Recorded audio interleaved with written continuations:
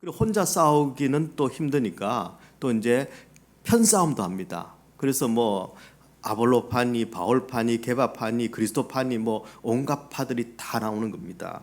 그렇습니다. 근데 지금 바울은 오늘 부활장을 통해서 부활에 관한 이야기를 합니다.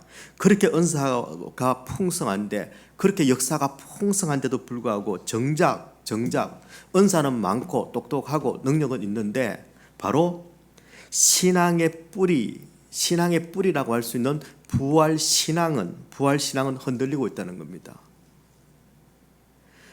지금 고린도 교회 성도들은 열심히 신앙생활을 하고 있습니다. 열심히 은사를 사모하고 은사를 받았습니다. 그 은사를 가지고 지금 교회를 나름대로는 열심히 신앙생활을 합니다. 근데 그 열심히 잘못된 믿음으로 신앙생활을 합니다. 그래서 열심히 신앙생활을 하면서 교회를 깨트리고 있습니다. 예, 나는 안 그럴 것 같은데 여러분, 우리도 그럴 수 있습니다. 내 열심히 여러분 교회를 세우는 것이 아니라 깨트릴 수도 있습니다. 너무 열심인 잘못된 믿음입니다. 바르게 열심을 가지면 되는데 이상하게 바른 사람은 열심이 별로 없고, 예, 열심인 사람은 뭔가 좀 잘못되어 있고, 이거 문제입니다. 그래서 우리는 어떻게 해야 됩니까? 바르게 열심입니다. 바른 것만으로는 안 됩니다. 바르고 열심히해야 합니다. 말씀을 깨닫는 것만으로 안 됩니다. 말씀을 깨닫고 순종해야 합니다. 예. 여러분, 그 당시에 이 잘못된 믿음 중에 가장 큰 것이 무엇이었느냐면은 죽은 사람의 부활은 없다입니다. 영혼은 천국에 올라가고 우리 육신은 그냥 흙으로 돌아가고 끝, 땡. 이것이 헬라적 사고였습니다. 여러분, 이 당시에 고린도 교회는 여러분 그리스 지역이니까 당연히 헬라 문화권 안에 있습니다. 여러분, 이 헬라적 사고라는 것은 굉장히 중요합니다. 바로 이 세상에서 두 가지 큰 흐름이 있습니다. 그게 뭐냐면 하나는 헤브라이즘, 하나는 헬레니즘입니다. 예, 2H죠. 예, 헬레니즘과 헤브라이즘. 근데 헬레니즘은 대단합니다. 여러분, 소크라테스를 아십니까? 예, 소크라테스가 지금부터 2500년 전의 사람이라는 걸 아십니까? 예, 논리학의 플라톤, 소크라테스의 제자죠. 2500년 전에 살았던 사람입니다. 우리가 지금도 끝이 없다고 말하는 변정법, 원시 변정법이 BC 5세기에 나왔습니다. 2500년 전에 이 사람들은 변정법을 이야기했습니다. 플라톤의 논리학을 이야기했습니다. 그런데 여러분, 대학 교양 논리학 수업에요, 플라톤의 논리학도 못 풀어가지고 시바는 그런 친구들도 있습니다. 참고로 저는 아닙니다. 그 정도로 여러분 똑똑했습니다. 지금 대학생들이 풀지 못하는 논리학 문제를 그 당시에 2500년 전에 풀 만큼 똑똑했습니다. 그런데 지금 2000년 전에 고린도 교회입니다. 사람들이 얼마나 똑똑했을까요? 그런데 헬레니즘 사고의 핵심은 무엇인가 하면은 사람 중심입니다. 그리고 사람의 경험 중심입니다. 헤브라이즘의 핵심은 뭡니까? 하나님이십니다. 하나님 중심입니다. 이건 사실은 세계관에서 여러분에게 다룰 만한 일이기 때문에 이 정도로 넘어갑니다. 자, 헬레니즘적인 사고를 가지고 있는 이 사람들에게 가장 중요한 것은 인간의 논리, 인간의 경험, 이성입니다. 그래서 이 사람들은 죽은 자는 부활이 없다. 여러분, 예수 그리스도께서 죽으셨습니다. 이 헬레니즘 문화를 가진 사람들도 이건 충분히 이해합니다. 왜요? 다 죽으니까. 너도 죽고 나도 죽고 예수님도 죽으셨다. 근데 그분은 좀 특이하게 죽으셨다. 어떻게 해요? 십자가에 매달려서 죽으셨다. 충분히 이해가 되죠. 예수님 죽으셨다는데 여러분 혹시 아니다라고 말씀하실 분 있습니까? 이해가 되지 않습니까? 너도 죽고 나도 죽고 그러니까 예수님도 죽는다. 이것이 원시 그 3단 논법이죠. 그 이해가 됩니다. 하지만 예수님께서 다시 사셨다. 이건 이해가 안 됩니다. 헬레니즘적인 플라톤의 논리학적인 사고에 의하면은 너도 다시 살고 나도 다시 살고 그러니 우리 모두는 다시 산다입니다. 그러니까 너도 죽고 나도 죽고 너도 다시 못 살고 나도 다시 못 살면 우리 모두는 다시 못 산다입니다. 그러니까 예수님은 나도 다시 못 살고 너도 다시 못 사니까 예수님은 다시 사실 리가 없다. 그러니까 부활을 믿지 않습니다. 지금 2500년 전 논리학인데 이해는 되시죠?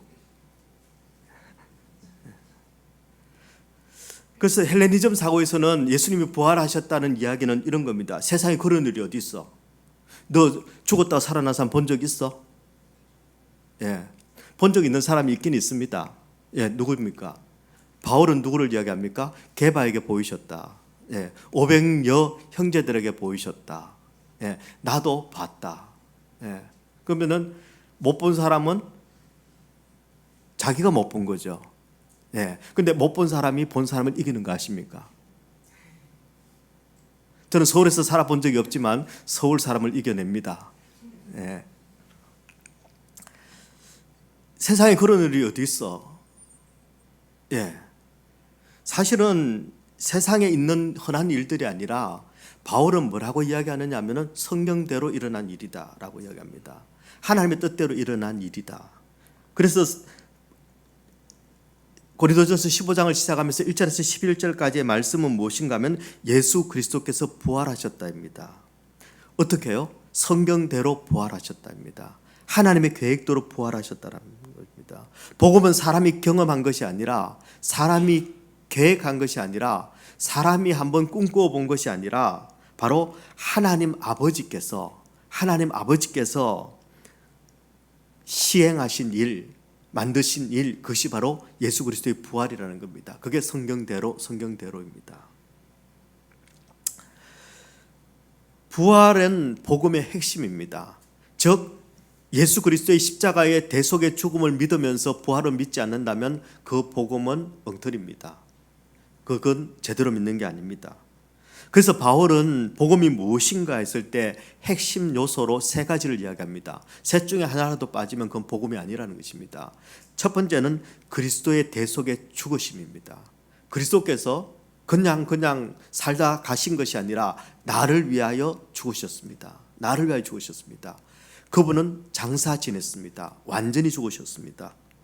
그리고 사흘 만에 다시 부활하셨습니다. 예수 그리스도의 대속의 죽음, 장사 지내심, 그리고 부활, 이것이 복음의 핵심 내용이라는 것입니다. 이 중에 한 가지라도 빠지면 안 되는데 고린도 교회 성도들 중에 많은 사람들은 예수 그리스도의 대속의 죽음은 믿고 장사 지낸 것까지 믿는데 부활은 믿지 않는다는 겁니다. 그럼 그건 복음을 아는 게 아니라는 겁니다. 그리고 바울은 이렇게 이야기합니다. 예수 그리스도께서 자기를 보여주셨다. 부활하시고 난 다음 예수 그리스도께서는 자기를 우리에게 보여주셨다. 그것이 바로 게바에게 먼저 보이시고 12사도에게 보이시고 그리고 500여 형제들에게 보이시고 나한테까지도 예수님은 자기를 보여주셨다. 복음은 여러분 보여주시는 것입니다. 복음은 보여주시는 것입니다. 그래서 여러분 이것을 본 사람은 해야 할 일이 있습니다. 전한 대로 복음을 전하는 것입니다. 본 사람이 전하는 것입니다. 그리고 복음은 받는 것입니다. 전하면은 그것을 받습니다. 그리고 받은 사람이 다시 전하는 것, 이것이 바로 복음입니다.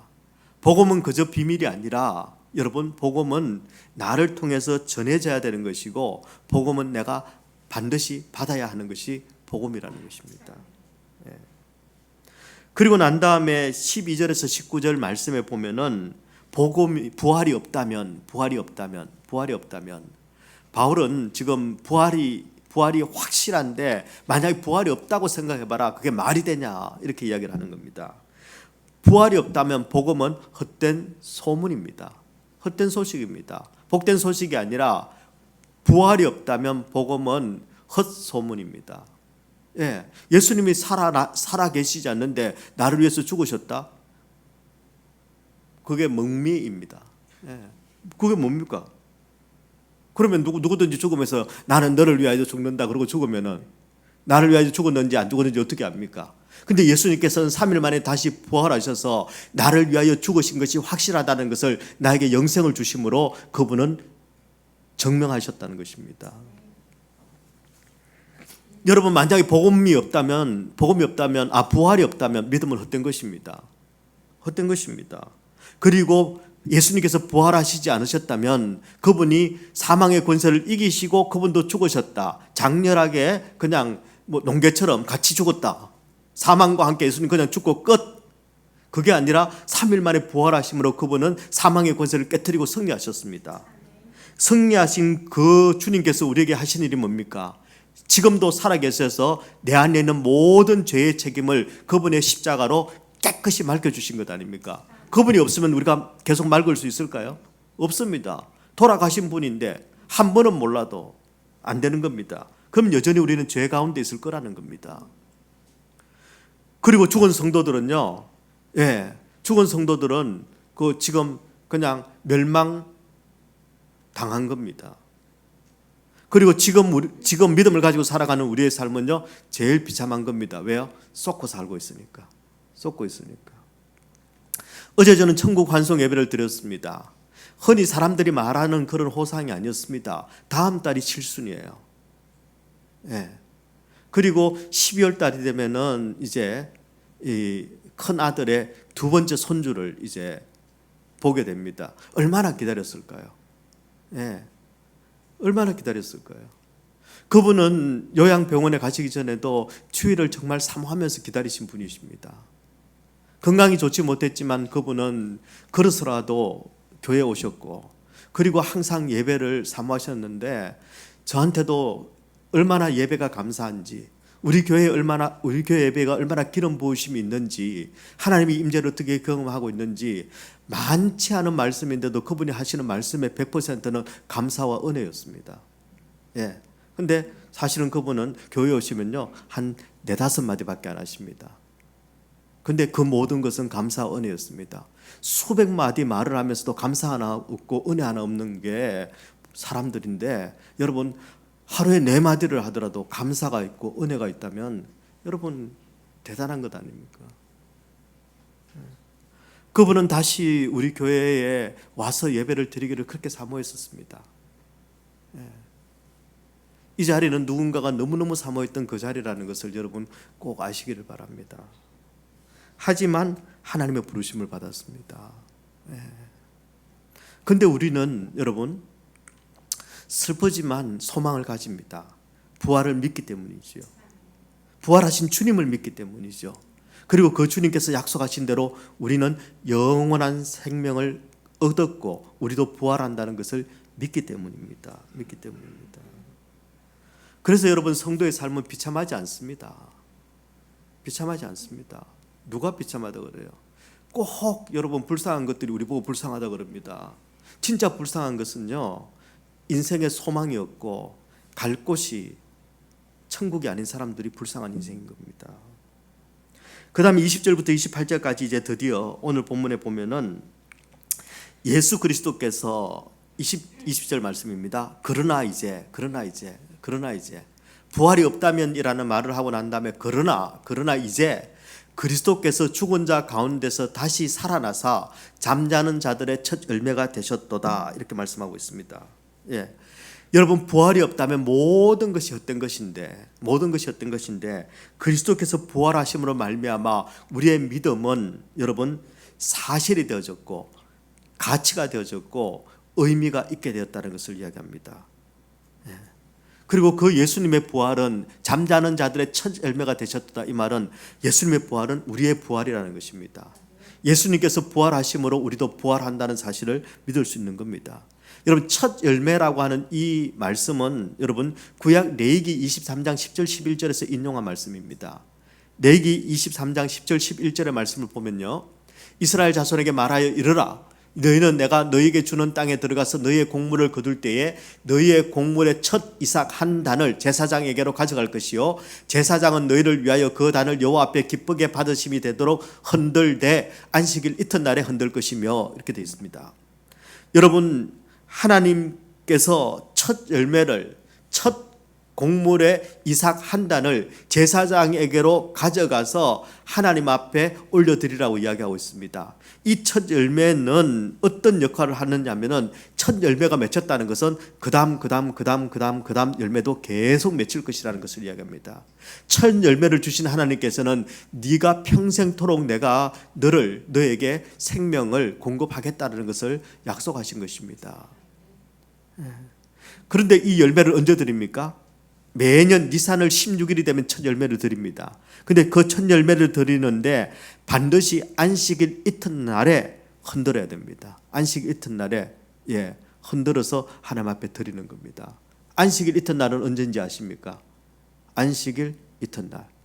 안식일은 토요일, 토요일 이튿날은 주일, 주일날 흔들도록 되어 있는 겁니다. 이 첫 열매, 바로 주일날 부활하신 예수 그리스도께서 우리의 첫 열매가 되심으로 말미암아 하나님께서 계속해서 이 부활의 열매를 우리 가운데 허락하신다는 것을 말씀하는 것입니다. 그런데 여러분 뭐 그렇게 인정한다 하더라도 사람들의 생각이라는 것은 하여튼 묵상은 반대 방향으로 갈 때가 훨씬 재밌습니다. 그러니까 하나님이시니까 뭐 죽다 살아나도 그 가능한 이야기고 뭐 당연히 하나님인데 죽다 살아나는 건 일도 아니지 뭐 우리가 문제지. 하나님은 뭐든지 하실 수 있는 분이니까 죽는 것도 다시 사는 것도 아무 일도 아니다 이렇게 생각합니다. 근데 여러분 예수님께서는 죽으실 때 사람으로 죽으셨습니다.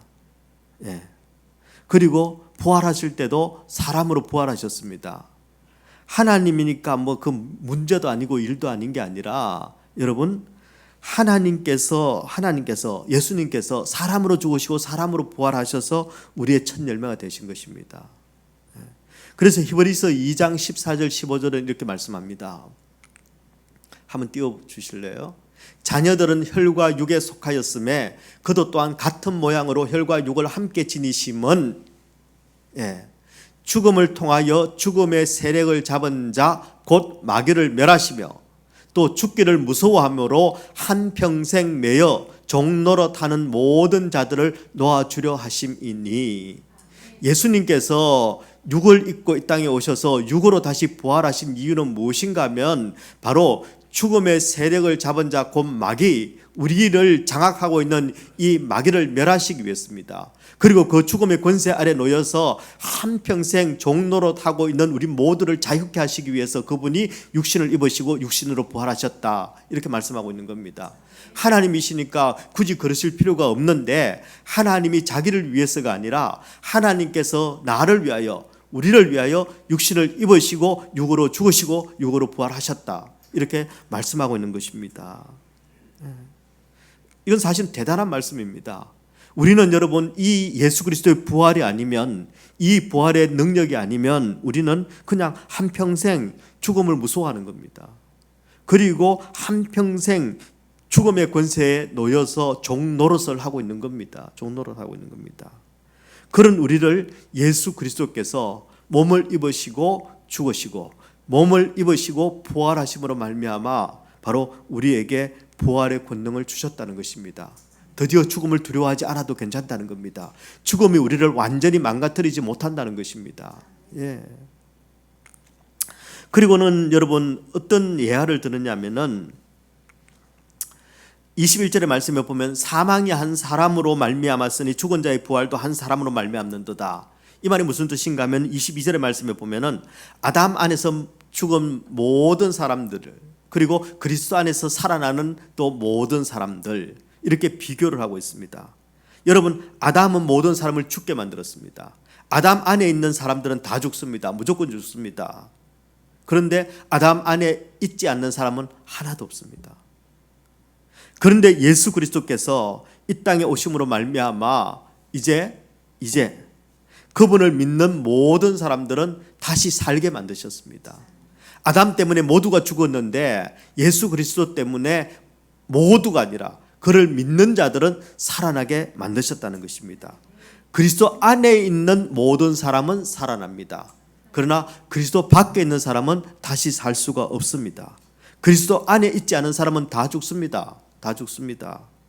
분명히 알아야 합니다. 모든 사람은 근데 부활을 합니까 안 합니까? 모든 사람은 부활합니다. 다시 삽니다. 그런데 표현이 조금 다른데요. 다니엘서 12장 2절의 말씀에 보면은 땅의 티끌 가운데 자는 자 중에서 많은 사람이 깨어나 영생을 받는 자도 있겠고, 이건 모든 사람입니다. 수치를 당하여서 영원히 부끄러움을 당할 자도 있다. 다 다시 사는데 그런데 여러분 영생을 받는 사람이 있고 수치를 당해서 영원히 부끄러움을 당할 자도 있다. 이렇게 이야기합니다. 사는 건 다 살아나는 겁니다. 그러면은 여러분 이 둘 깨어나 영생을 받는 자가 있고 수치를 당하여서 영원히 부끄러움을 당할 자도 있다라는 말씀은 요한계시록 21장의 말씀에 보면은 정확하게 두 가지로 구분합니다. 요한계시록 21장 6절의 말씀에 보시면은 또 내게 말씀하시되 이루었도다 나는 알파와 오메가요 처음과 마지막이라 내가 생명수 샘물을 목마른 자에게 값없이 주리니 생명수 샘물이니까 값없이 흐르는 생명수 샘물 즉 천국을 이야기하는 겁니다. 생명수 샘물이 흐르는 곳은 바로 천국입니다. 천국입니다. 그리고 요한계시록 21장 8절의 말씀에 보면은 또 다른 곳이 있습니다. 그러나 두려워하는 자들과 믿지 아니하는 자들과 흉악한 자들과 살인자들과 음행하는 자들과 점술가들과 우상 숭배자들과 거짓말하는 모든 자들은 불과 유황으로 타는 못에 던져지리니 이것이 둘째 사망이라. 한 번 죽지 두 번 죽냐 그러는데 뭘 모르는 겁니다. 사람은 한 번만 죽는 것이 아니라 두 번 죽는 사람이 있고 한 번만 죽는 사람이 있습니다. 한 번 죽고 영원히 사는 사람이 있고요. 두 번 죽는 사람이 있습니다. 예, 여기 둘째 사망이라 이렇게 되어 있습니다. 이 둘째 사망을 당하는 사람들 즉 여러분 불과 유황으로 타는 못 지옥을 비유하는 것입니다. 지옥에 던져져서 어떻게 될까요? 영원히 사는 것을 둘째 사망이라고 합니다. 지옥에 가서 그냥 죽으면 끝이 아니라 지옥에서 영원히 사는 것을 사망, 둘째 사망이라고 이야기하는 겁니다. 예. 천국에서 영원히 사는 것을 뭐라고요? 영생. 지옥에서 영원히 사는 것을 둘째 사망. 예. 영원한 사망인 것입니다. 근데 여기 계시록 21장 8절 말씀을 다시 보시면요. 이 지옥에 갈 인간들이 있습니다. 흉악한 자들, 살인자들, 음행하는 자들, 점술가들, 우상 숭배자들, 거짓말하는 자들 다 어디 갑니까? 둘째 사망, 예, 지옥에 갑니다. 지옥에 갑니다. 근데 여러분 8절 말씀 초반에 보면은 이런 사람도 지옥에 갑니다. 두려워하는 자들, 믿지 않는 자들. 예. 안 흉악해도 살인을 안 해도 음행을 안 해도 점술가가 아니라도 우상 숭배를 안 해도 거짓말을 안 하고 정직하게 살아도 사망을 두려워하고 믿지 않는 사람들 그 사람들은 지옥에 간다고 이야기합니다. 모든 사람은 부활합니다. 생명으로 부활하든지 둘째 사망으로 부활합니다. 그래서 이 둘째 사망을 굳이 우리가 부활이라고 부르지 않을 뿐이지 실제로는 다시 살아나는 겁니다. 이 모든 일들은 여러분 23절의 말씀에 보면 그러나 각각 자기 차례대로 되리니 이렇게 되어 있습니다. 여기 나오는 차례대로라는 말은 여러분 하나님의 계획 속에 있다라는 것입니다. 하나님은 언제나 질서의 하나님이십니다. 여러분 하나님께서 말씀하시기 전에 이 세상은 어둠, 공허, 혼돈이었습니다. 하나님이 계시지 않으면 하나님의 말씀이 임하지 않으면 모든 인생은 깜깜합니다. 어둠 속에 있는 겁니다. 예, 의미가 없습니다. 공허한 겁니다. 그리고 뒤죽박죽입니다. 혼돈입니다. 근데 우리 하나님께서 빛이 있으라 말씀하실 때 여러분 질서가 생기는 겁니다. 그 바울 사도도 이야기하죠. 하나님은 질서의 하나님이시다. 그분은 차례를 중요하게 생각하시는 하나님이시다. 예, 그분은 여러분 차례를 중요하게 생각하십니다. 그래서 바울이 예배에 관해서 이야기할 때도 예배에 뭐가 문제인가? 무질서하다라는 겁니다. 예배는 무질서하면 안 된다는 겁니다. 왜요? 예배는 하나님 앞에 올려드리는 건데 하나님은 차례대로 질서의 하나님이십니다. 모든 공허와 혼돈과 그리고 무가치한 것들에게 비로소 하나님이 계시면은 질서가 만들어지는 겁니다. 의미가 생기는 것입니다. 빛이 생기는 겁니다. 그리고 모든 것이 정리가 되는 것입니다. 그런데 그런 하나님 앞에 예배를 드리면서 빛도 없어요. 예, 그냥 내 기분대로 하는 것, 그건 하나님이 원하시는 예배가 아니라는 겁니다. 예, 아니 하나님께서 원하시는 것을 올려드리는 것, 하나님께서 바라시는 것을 올려드리는 것이 그것이 참 예배이죠. 그런데 하나님께서 기뻐하시지 않는 것을 나 혼자 열심히 올려드린다든지 그게 아닌데 하나님은 드시지도 못한 그 더러운 것을 내가 내 기분 따라서 남는 거라고 버리기는 아깝고 그래서 올려드린다면 그건 예배가 아니라는 것입니다. 아니라는 것입니다. 우리 하나님은 차례를 되게 중요하게 생각하십니다. 질서를 굉장히 중요하게 생각하십니다. 그래서 여러분 하나님께서는 그 어둠 가운데 혼돈 가운데 있는 이 세상을 그냥 버려두실 수가 없어서 그분은 말씀하시는 겁니다. 그분의 말씀은 질서입니다. 그리스도께서 먼저 강림하십니다. 강림하십니다. 여기 강림하신다라는 이 표현은 굉장히 중요합니다. 무슨 뜻이냐면은 현실이 된다는 뜻입니다. 현실이 된다. 그리스도의 강림은 여러분 무슨 공상과학 소설이 아니라 바로 그리스도의 강림은 이 모든 하나님의 계획, 하나님의 역사가 현실이 된다는 것을 이야기합니다. 현실이 되는 것입니다. 그때 그에게 속한 모든 자들은 부활합니다. 주 안에서 먼저 잠자는 자들도 부활합니다. 부활합니다. 그러면 그 다음에는 어떤 일이 벌어지는가 하는 것이 25절에서 28절까지 나옵니다. 그게 뭐냐면은 마지막 원수 사망이 다 무너집니다. 하나님의 완전한 나라가, 완전한 하나님의 나라가 이 땅에 도래를 합니다. 도래합니다. 도래합니다. 그러면은 그때 우리는 예수님이 강림하실 때 우리는 다시 부활하죠. 그럼 우리는 뭐 하는가? 바로 우리가 부활한 몸으로 이 완전한 하나님의 나라를 다스리는 이 일에 우리가 참여하게 된다는 것을 말씀하고 있습니다. 이것이 장차 일어날 일입니다. 장차 일어날 일입니다. 그래서 예수님께서는 자기 자신을 이렇게 말씀하셨죠. 요한복음 11장 25절 26절에서 이렇게 말씀하십니다. 예수께서 가라사대 나는 부활이요 생명이니 나를 믿는 자는 죽어도 살겠고 무릇 살아서 나를 믿는 자는 영원히 죽지 아니하리라. 아멘. 이 말씀을 하신 것입니다. 여러분 우리가 이 부활을 믿는다면 우리의 삶의 태도와 자세는 달라질 겁니다. 우리의 예배도 달라질 겁니다. 그리고 우리의 삶의 목적도 달라질 겁니다. 여러분 반드시 일어날 일이 무엇인가 하면은 예수님께서 반드시 강림하십니다. 하나님의 나라가 반드시 이루어집니다. 그렇다면은 우리의 삶의 목적은 하나님 나라에 참여하는 것이 우리의 삶의 방향이고 목적이 되어야 하는 것입니다. 잘 먹고 잘 사는 게 우리의 소원이 되면 안 됩니다. 무엇이 잘 먹고 잘 사는 겁니까? 하나님 뜻대로 사는 게 잘 사는 겁니다.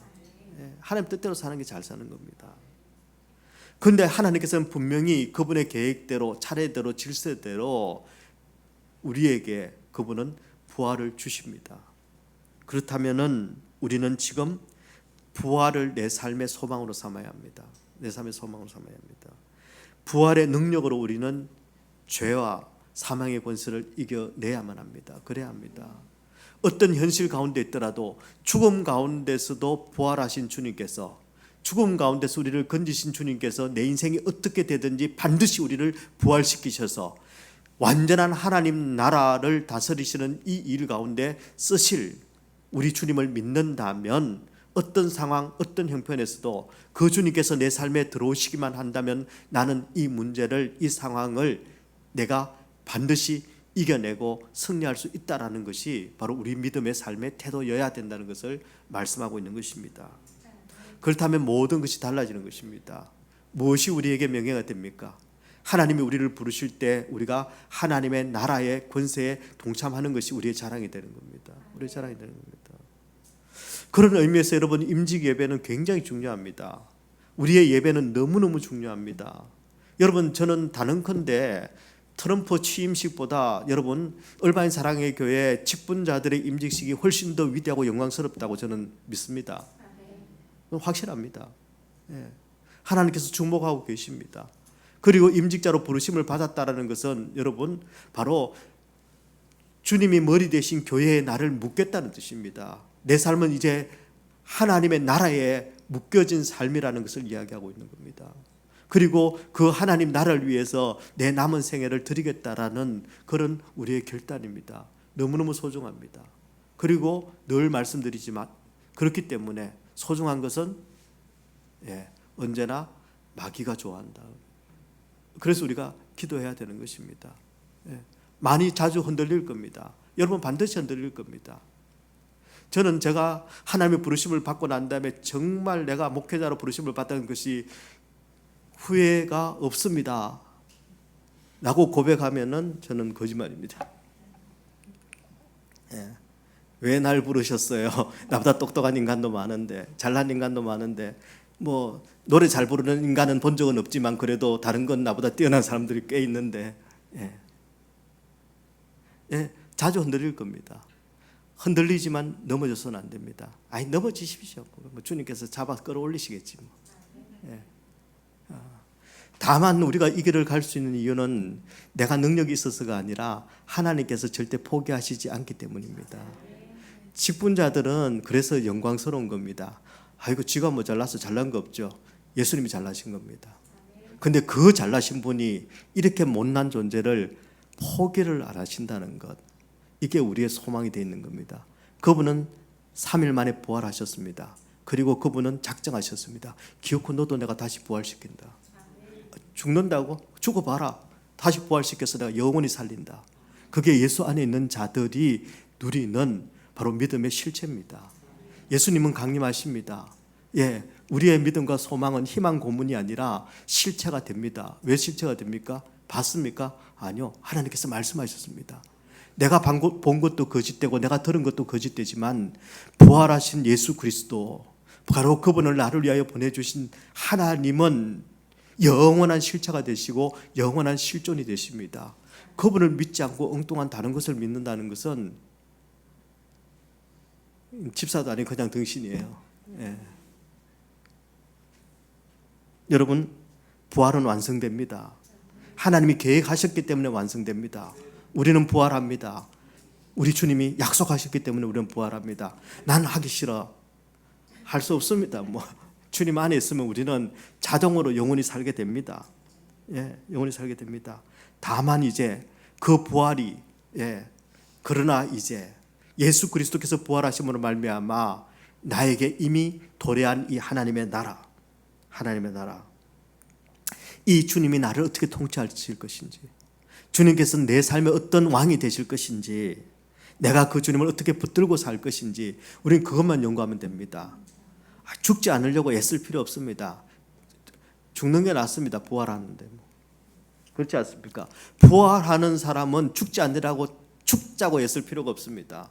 다 죽지 않으려고 하다가 죽자고 하니까 죽는 겁니다. 그런데 여러분, 죽어도 나 부활하는데 하면 죽음이 두렵지 않습니다.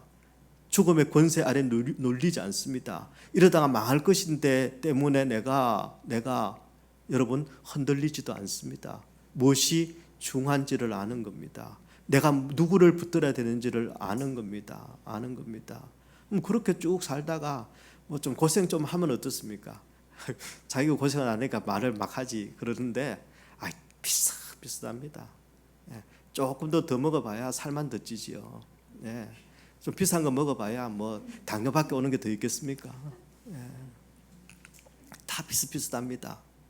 근데 그 비슷함 중에서 작은 차이지만 우리의 영원한 가치와 생명을 나누는 것은 오직 예수입니다. 근데 그 예수님은 나를 위하여 죽으셨습니다. 장사 지냈습니다. 근데 그분이 나를 위해서, 육신인 나를 위해서 그분이 육신으로 부활하셨습니다. 부활하셨습니다. 그분을 소망으로 붙들기 때문에 지금 죽음이 두렵지 않는, 내 장래가 이러다가 내가 망하지, 이러다가 망할 수 있는 사람은 아무도 없습니다. 그만한 능력을 가진 능력자가 우리 중에는 아무도 없습니다. 내가 망하려면 어떻게 해야 됩니까? 하나님을 이겨 먹어야 되는데 그분이 우리에게 지실 분이 아닙니다. 전지전능하신 분이십니다. 그래서 우리는요, 안 되는 게 있습니다. 망하고 싶어도 망할 수가 없는 인간입니다. 예. 그래서 여러분은 잘 될 수밖에 없습니다. 예, 이미 잘 된 겁니다. 예. 왜요?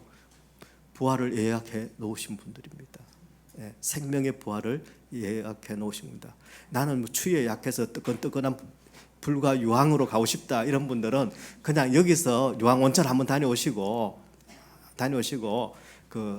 그런 생각 아예 버리십시오.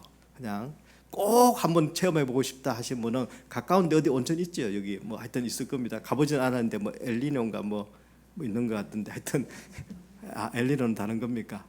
예, 안 가봤다는 증거죠 이게.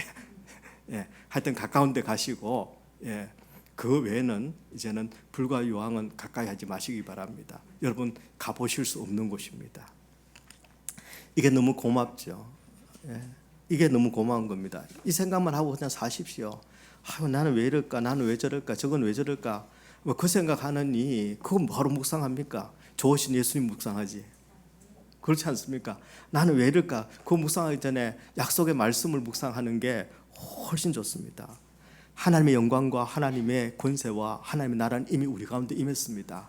단지 우리는 여러분 이 세상을 사는 동안에 그냥 스파이로 살아가고 있는 겁니다.